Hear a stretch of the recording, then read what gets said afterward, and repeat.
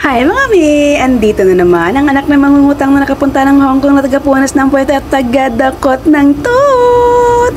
For today's video ay tara sumakay tayo ng ferry. Galing kami ng Team Chachoy niyan at pupunta kami ng Central Pier dahil sasakay kami sa observation wheel dahil yung isang kasama namin ay ilang taon na dito sa Hong Kong pero hindi pa rin siya nakasakay ng observation wheel, kaya sasamahan natin siya na sumakay ng observation wheel para naman makumpleto yung experience niya, kasi sooner, who knows, baka lilisanin niya na ang Hong Kong, at least na-experience niya ang sumakay ng observation wheel. Ang observation wheel pala ay isang parang katumbas siya ng ng London Eye, yung parang Ferris wheel, pero hindi naman talaga siya Ferris wheel kasi ang purpose niyan is para makita nyo ang kabuuan ng view ng isang syudad tulad ng Hong Kong.